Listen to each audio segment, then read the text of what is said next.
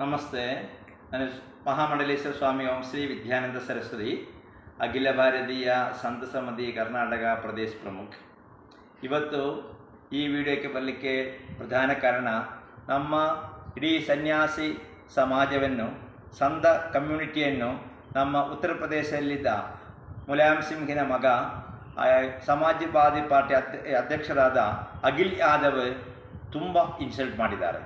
ಅವರು ಇವತ್ತು ಸ್ಟೇಟ್ಮೆಂಟಲ್ಲಿ ಹೇಳಿದರೆ, ಸನ್ಯಾಸಿಗಳಂದರೆ ಧರ್ಮಾಚಾರ್ಯರಂದರೆ ಮಾಫಿಯಾಗಳು ಮತ್ತು ಸನ್ಯಾಸಿಗಳು ಬೇರೆ ಬೇರೆ ಅಲ್ಲ ಅಂತ.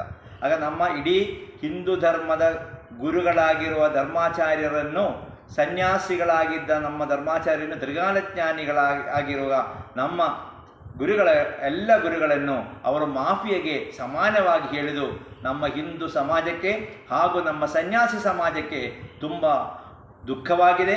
ನಾವು ತುಂಬ ಶಕ್ತವಾದ ರೀತಿಯಲ್ಲಿ ಅದಕ್ಕೆ ಪ್ರತಿಭಟನೆಯನ್ನು ಮಾಡ್ತೇವೆ. ಅಖಿಲೇಶ್ ಯಾದವ್ ಆದಷ್ಟು ಬೇಗ ಆ ಪ್ರಸ್ತಾವನೆಯನ್ನು ಹಿಂದೆ ತೆಗಿಬೇಕು, ಅವರು ಕ್ಷಮಾಪಣೆಯನ್ನು ಮಾಡಬೇಕು. ಇನ್ನು ಕ್ಷಮಾಪಣೆಯನ್ನು ಮಾಡಲಿಕ್ಕೆ ಅವರು ಹಿಂದೆ ಬಂದಿದ್ದರೆ, ಕ್ಷಮಾಪಣೆ ಮಾಡಲಿಕ್ಕೆ ಅವರು ರೆಡಿ ಆಗದಿದ್ದರೆ, ನಾವು ಇಡೀ ಭಾರತದಲ್ಲಿ ಸಂಪೂರ್ಣವಾಗಿ ಒಂದು ಪ್ರತಿಭಟನೆಯನ್ನು ಮಾಡಲಿಕ್ಕೆ ನಾವು ರೆಡಿಯಾಗಿದ್ದಾರೆ.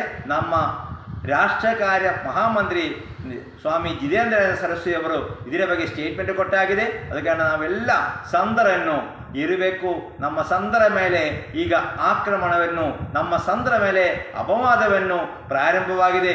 ಇದು ಯಾವ ಕಾರಣಕ್ಕೆ ನಾವು ಒಪ್ಪಿಸಿಕೊಳ್ಬಾರ್ದು. ಇದಕ್ಕೆ ನಾವು ಶಕ್ತವಾದ ರೀತಿಯಲ್ಲಿ ಪ್ರತಿಭಟನೆಯನ್ನು ಮಾಡಬೇಕು. ಅಖಿಲೇಶ್ ಯಾದವ್ ಆದಷ್ಟು ಬೇಗ ಕ್ಷಮಾಪಣೆಯನ್ನು ಮಾಡಬೇಕಂತ ಹೇಳ್ತೇವೆ. ನಮಸ್ತೆ.